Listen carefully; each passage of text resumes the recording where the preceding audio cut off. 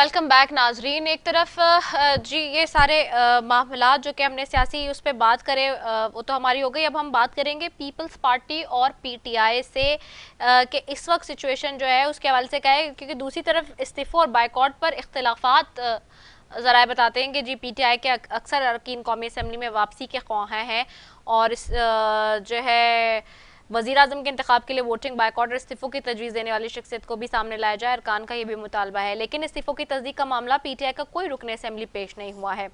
Plus आज इस तरह की जो पीटीआई की तरफ से जो रुकन कौमी असेंबली थे उन्होंने इस तरह की धमकी दी है, वो भी हमारे सामने। इस सिचुएशन पे भी बात करेंगे और अब मेरे साथ पैनल में मौजूद होंगी जी उज़मा रियाज जदून साहिबा तहरीक इंसाफ से और शाजिया सोबिया साहिबा होंगी पीपल्स पार्टी से। उन दोनों को भी खुशामदीद कहती हूँ, आप दोनों का बहुत शुक्रिया। सबसे पहले तो उज़मा रियाज जदून साहिबा आपकी तरफ आऊंगी। उज़मा साहिबा, ये जो वापस पार्लियामेंट के अंदर जाना है या नहीं जाना, इसका फैसला क्या हतमी तौर पे सामने आ चुका है? क्योंकि there is still the news of enigma, तो क्या अभी तक इसके ऊपर कॉन्क्रीट रिजल्ट आ चुका है? प्लस एक चीज़ और बताइएगा कि अब खुदकुश हमला करने की खबर भी इस तरह की बातें और चीज़ें चल रही हैं, तो क्या इतनी एक्सट्रीमिज्म पे जाके ये इस तरह के स्टेटमेंट्स देना, इज दिस राइट? सो जी, मुझे ये कुछ हमले वाली जो खबर है ये प्लीज आप जरा मुझे क्लियर कीजिएगा और जरूर बताइएगा कि किसकी तरफ से स्टेटमेंट आई है। अताउल्ला एमएनए अताउल्ला साहब की तरफ से। क्या मैं आपसे सुन रही हूँ मुझे? जी उन्होंने कहा, अरे ये तो इस वक्त दोपहर से हर तरफ इसका चर्चा है बहुत ज्यादा सोशल मीडिया पे भी कि इमरान खान को कुछ हुआ तो मैं खुद कुछ हमला करूंगा, उन्होंने कहा है। देखिए जी, सबसे पहली तो ये बात है जो अताउल्ला ने जो बयान दिया, अभी तक मुझे इसका ठीक करके पता नहीं है। शायद क्योंकि मैंने वाकई सुबह से मैं टीवी देखा ना मैंने हम्म। सोशल मीडिया पे गई, उसके बारे में मैं इन्वेस्टिगेट करके तो मैं जरूर इसका आपको जवाब दूंगी। हम्म। दूसरी बात, जहां तक आपने इस्तीफा की बात की, देखिए जी हमने इस्तीफे जमा करा दिए थे, हाँ हम जी। सब इस्तीफे दे दिए थे। उसके बाद और आपको पता है वो कासिम शरीफ साहब ने उनको एक्सेप्ट भी कर लिया था और बाकी सारा जो भी प्रोसेस था वो हो चुका था। उसके बाद अभी क्योंकि हमने खान साहब की पॉलिसीज को, पार्टी पॉलिसीज को देखना है और उसके मुताबिक हमने काम करना है। तो जब तक हमारे पार्टी की तरफ से कोई चीज क्लियर नहीं आती कि हमने असेंबली से वापस जाना है कि नहीं जाना, तो तब तक तो जाहिर है हम बिल्कुल असेंबली से जाने के ख्वाह नहीं है। और जिस वक्त अगर एक्सेप्टेंस या रिजेक्शन का जो भी हमारे इस्तीफों का मामला होता है और जो पार्टी जो भी डिसीजन लेंगे हम उस डिसीजन के साथ चलेंगे। हम खान साहब के डिसीजन के साथ चल रहे हैं हम लोगों ने, जाहिर है हमने, क्योंकि हम जिस पार्टी की क्या बेसिस पे इसके ऊपर आए हैं। पार्टी में डिवाइड एंड रूल की बात हो रही है? क्या दो ग्रुप हो गए हैं कि जी एक कहता है ख्वाहा है जाने का, एक कह रहा है कि नहीं बिल्कुल नहीं? देखिए जी, इसमें कोई शक नहीं है कि बिल्कुल हर एमएनए की अपनी राय जरूर है। ठीक। कुछ ये चाहते हैं कि हम फ्लोर ऑफ द हाउस जाके और जो कुछ इस वक्त हो रहा है हम ऑन द फ्लोर जाके उसको प्रोटेस्ट भी कर सकें, उसको रिजेक्ट भी कर सकें। पर्टेनेंट और पॉइंट और एप्रिशिएबल के यू अग्रीड ऑन इट, ठीक है। मैं जरा नहीं, क्विकली जाऊंगी ना। उजामा जी मुझे सिर्फ थोड़ा सा टाइम दे दे, मैं जरा शादी से, क्योंकि मेरे पास टाइम कम है, मैंने आपसे बस ये टू द पॉइंट थोड़ा सा मौकिफ लेने के लिए ही बात की है आज। थोड़ा सा आज टाइम लिमिटेड है। अच्छा शाजिया सोबी साहब आपकी तरफ आऊंगी। शाजिया सोबी साहबा, ये इस वक्त इतना सारा कियोस्क हो गया है मुल्क के अंदर, सियासी बहरान तो है ही, लेकिन माशी बहरान बहुत ज्यादा है। मिफ्ता इस्माइल साहब एक के बाद एक आते हैं प्रेस कॉन्फ्रेंस करने, बम गिरा के चले जाते हैं। पीपल्स पार्टी तो अवामी मार्च लेके निकली थी, सोशल मीडिया पर लोग मुतालबा कर रहे हैं, वैसे भी अवाम पूछ रहे हैं कि कहां गया वो अवामी मार्च जो महंगाई के खिलाफ था और सारे मामला थे। पीपल्स पार्टी का कोई मौकिफ नहीं आ रहा और खास तौर पे पर्टिकुलरली लोग बिलावल साहब को ढूंढ रहे हैं कि वो किधर हैं, और इस हवाले से बड़े इस वक्त हैशटैग्स भी चल रहे हैं ट्विटर पे, टॉप ट्रेंड बने हुए हैं कि नजर नहीं आ रहे, कहां चले गए। अभी तो एक महीना पहले पूरा मार्च लेके निकले थे कराची से इस्लामाबाद तक। जी शाजी साहबा, शाजी साहब आपको आवाज आ रही है? शाजिया साहब आपको आवाज आ रही है? अच्छा, मुझे शाजी साहिबा की आवाज नहीं आ रही। I think you people have to connect her back, क्योंकि मेरे पास टाइम लिमिटेड है। In the meanwhile I will go back to Uzma Sahiba. अच्छा उज़मा साहिबा, एक चीज और बता दें, अब जो वो 6 दिन के बाद एक धरने की कॉल थी और सारे मामलात थे, वो क्या अब रुक गए हैं? Are you people waiting for some time कि जी बजट का इंतजार हो रहा है, उसके बाद नेक्स्ट लाएमल बनाया जाएगा, या उससे पहले ही कोई अनाउंसमेंट खान साहब कर देंगे? We are just waiting for the Khan Sahab call, और जिस वक्त खान साहब ने हमें कॉल दी उस वक्त हमने धरना भी देना है, बाकी सब कुछ भी करना है।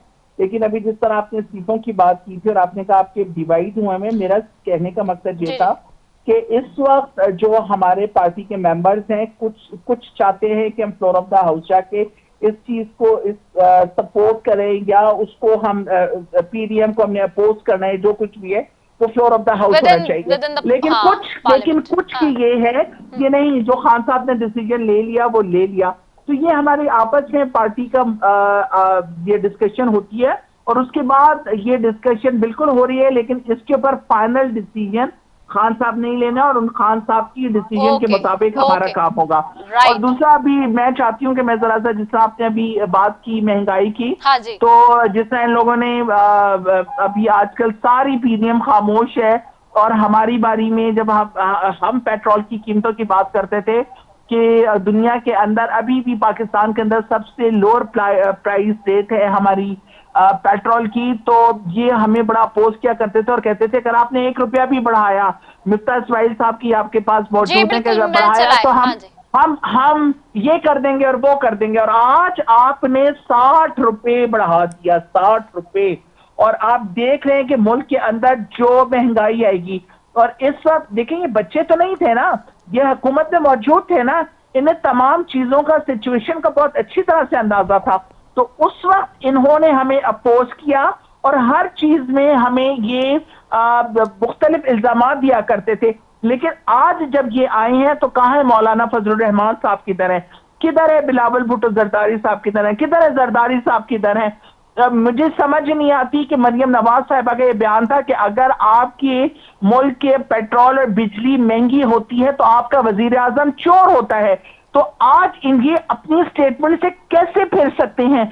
हमने 3.5 सालों में इतनी महंगाई नहीं की, जबकि हालात इतने नागुफ्ता बेद है कि हमारे, आपको पता है कोरोना की वजह से क्या हालात है, पूरी दुनिया की इकोनॉमी डाउन हो रही थी। और मोडीज की रिपोर्ट के मुताबिक पाकिस्तान के अंदर माशी तरक्की की तरफ पाकिस्तान जा रहा था, और उस चीज को पाकिस्तान ने बहुत बेहतर तरीके से टैकल किया था, जिसकी वजह से जितने भी अंडर डेवलप कंट्रीज थे जो उनके हालात हुए वो पाकिस्तान के हालात नहीं हुए।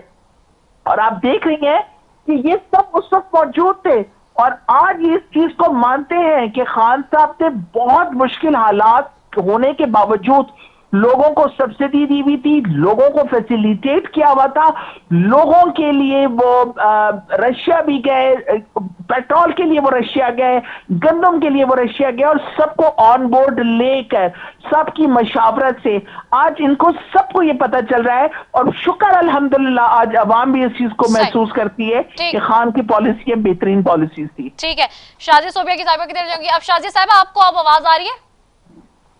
अच्छा ठीक है, शाजी साहिबा का फ्लोर दे दे मुझे। अच्छा शाजी साहिबा, वेरी क्विकली पूछूंगी, बस एक ही सवाल मैंने आपसे करना है महंगाई के ऊपर ही, particularly that where is the people's party standing now as you see the government is increasing petrol prices and other prices of the commodities as well. मगर सवाल यही है कि आवाम पूछ रहे हैं, मेरा सवाल था, आई डोंट नो आपने सुना था नहीं सुना, मैं रिपीट कर रही हूँ अब इस वक्त, कि ट्विटर पे भी हम देख रहे हैं, सोशल मीडिया पे भी लोग पूछ रहे हैं, बिलावल साहब नजर नहीं आ रहे? वो एक अवामी मार्च लेके निकले थे महंगाई के हवाले से, कराची से लेकर इस्लामाबाद तक, और बड़ा फुल फ्लेज लेके निकले थे, बट अनफॉर्चुनेटली अब लोग कह रहे हैं कि वो इतने शॉर्ट टाइम ही पुरानी बात है, कोई ज्यादा पुरानी नहीं है, माजी करीब का ही हाल है। तो अब जो इतना सब कुछ हो रहा है, क्या वो पीपल्स पार्टी की रजामंदी से हो रहा है? और अब आप लोग नहीं देख रहे कि जो महंगाई का एक सुनामी आ चुका है, इसको कैसे कंट्रोल किया जाएगा? देखिए यहाँ पे आप थोड़ा सा मुझे टाइम दीजिएगा। सबसे पहले तो जो आपने सवाल पूछा था अताउल्ला खट्टर साहब का कि वो खुदकश ब्लास्ट करने के लिए आ रहे हैं, तो वो मेरे ख्याल में उस्मा साहिबा को नहीं पता था, लेकिन उनको ये याद होगा कि गुलाम सरवर साहब ने और शहरियार आफरीदी ने भी यही स्टेटमेंट दी थी। तो इनके सारे लोग एक्सट्रीमिस्ट बन चुके हैं। सिर्फ उनको जब उनसे पावर छीनी गई है तो वो इस हद तक आ गए हैं कि वो कुछ भी कर सकते हैं। कुर्सी छीनने का दुख उनको इतना है कि वो अपने आप को ब्लास्ट भी कर सकते हैं, लेकिन अवाम के लिए वो कुछ नहीं कर सकते। दूसरी बात, आपने महंगाई की तो आपको याद होगा कि IMF से जो एग्रीमेंट साइन हुआ है वो PTI गवर्नमेंट ने किया था, और इनके जो वज़रा थे फैसल वाडा साहब, वो कहते थे कि कौम तो 200 रुपए फी लीटर पेट्रोल भी बर्दाश्त कर सकती है। शिबली फराज साहब कहते थे कि जी पेट्रोल महंगा हो गया तो क्या हुआ, अवाम कम पेट्रोल इस्तेमाल करे। और परवेज खटक साहब कहते थे कि जी महंगाई नहीं हुई तो मुल्क नहीं चलेगा। और इनके जो दूसरे वज़रा थे वो कहते थे कि अगर रोटी महंगी हो गई है तो एक रोटी खा ले, कम कर ले। तो ये चीजें जो है ना, शायद उस्मा साहबा को याद नहीं है, ये इनके किए हुए काम हैं जो हम लोग भुगत रहे हैं। इनके किए हुए एग्रीमेंट पे जब ये साइन करके आए थे कि हर चीज हम महंगी करेंगे, स्टेट बैंक उठा के आपने IMF को गिरवी कर दिया। रजा वाके साहब से सारे काम करवाने के बाद उनको घर भिजवा दिया आराम से, उनकी अकाउंटेबिलिटी नहीं की। शहजाद अकबर ने लूटा खसूटा, वो चला गया। डॉक्टर जफर मिर्जा लूट खसूट के चले गए। सानिया निश्तर कहाँ है, उनका कुछ पता नहीं है। तो ये सारे जो इम्पोर्टेड लोग आए थे उनकी जरा बुलाएं, अकाउंटेबिलिटी करवाएं, उनसे पैसे वापस लें। अच्छा, जिस तरह से आप कहते थे ना दूसरों से पैसे, जो इनके वजीर कहते थे कि 200 अरब डॉलर आएंगे, हम 100 डॉलर IMF के मुंह पे मारेंगे, 100 डॉलर से हम जो है 100 अरब डॉलर से महंगाई खत्म करेंगे, तो वो वजीर कहाँ है आजकल? आप बिल्कुल इन्होंने आप बिल्कुल सही कह रही है शाजिया। पॉलिसी शाजिद एक मिनट, बात पूरी होने दो। नहीं आप सही कह रही है, मैंने कहा आप बिल्कुल सारी बात सही कह रही है, लेकिन आप मेरी बात ये पूरी होने दे प्लीज। जी कि जो इनकी सो कॉल्ड पॉलिसीज थी, जिनमें फॉरेन पॉलिसीज ना अहल, जो इनको इंडिया की खारजा पॉलिसी बहुत अच्छी लगती थी, जो इनके गंदे किए हुए काम थे, उनको समेटने के लिए जब चीफ ऑफ आर्मी स्टाफ जाते थे, जब ये सऊदी अरब को नाराज करके आते थे तो चीफ ऑफ आर्मी स्टाफ उनको मनाने जाते थे, UAE को नाराज करके आते थे तो चीफ ऑफ आर्मी स्टाफ जाते थे, चाइना को नाराज करके आते थे, चीफ ऑफ आर्मी स्टाफ जाते थे मनाने के लिए। तो वो काम आजकल बिलावल भुट्टो जरदारी साहब कर रहे हैं ताकि हम अपने मुल्क को आइसोलेशन से निकाल सके। तो इंशाल्लाह हम इस चीज को, जब हमने 2008 में हुकूमत संभाली थी तब भी हमने पाकिस्तान खप्पे का नारा लगाया था, 3 टुकड़े करने का नारा हमने नहीं लगाया था, और आज भी हम उस पाकिस्तान खप्पे पे खड़े हुए हैं। और इंशाल्लाह हम इस मईशत को भी ठीक करेंगे, इलेक्टोरल रिफॉर्म भी करेंगे, सारी चीजें हो जाएगी। शाजिया, अच्छा ये जो आप बात करिए, ये तो जब आप लोग अभी इनकी हुकूमत थी आके ये निशानदेही तो करे थे ना, स्टेट बैंक वाला मामला आपके सामने हुआ, आपको पता था कि इन्होंने गलत किया है, दीगर चीजें आपके सामने थी, IMF वाले मामला भी आपकी नॉलेज में थे। बट अब जो फैसले हो रहे हैं वो नॉलेज में होते हुए आप चीजें करनी है ना, तो करेक्शन तो आपने करनी है। आप बिल्कुल सही करेंगे, इनके वुजरा के वो सारे स्टेटमेंट्स ऑन रिकॉर्ड हैं, लेकिन उसके करेक्शन के लिए तो आप लोग आए, अवाम तो आप लोगों से सवाल करेंगे ना। जी रदा, सबसे पहले आप देखें कि इलेक्टोरल रिफॉर्म बिल जो पास हुआ है उसमें जो इनकी गलतियां थी वो हमने करेक्शन करके सदर साहब को भेज दिया है, लेकिन सदर साहब जो जिस झाड़ पर चढ़े हुए हैं उन्होंने वो बिल वापस भिजवा दिए कि जी ये सही नहीं है। हालांकि वो लॉ मिनिस्ट्री ने सारे देखभाल के, सारी करेक्शन देख के, अमेंडमेंट देख के फिर भेजा था। तो जो इस वक्त डेंटिस्ट साहब, जो डॉक्टर साहब हैं, आरिफ अलवी साहब, वो इस वक्त सबसे मुल्क के सबसे बड़े बैरिस्टर बने हुए हैं, और वो उसमें जो है वो बिल में गलतियां निकाल रहे हैं। तो उनसे कहें कि आप लॉ मिनिस्ट्री वालों को बुला के ये बिल देख लें, चेक कर लें, बिल बिल्कुल ठीक है।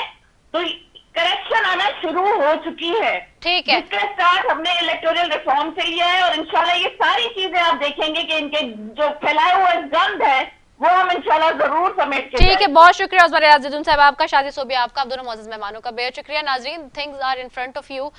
जो हुकूमत में आता है वो ऑपोजिशन पे के कंधे पे बंदूक रख के गोली चलाता है, तो ये सारी चीजें हमारे सामने है जी। इसी के साथ अपनी मेजबान रजा सफी को दीजिए इजाजत। पाकिस्तान जिंदाबाद।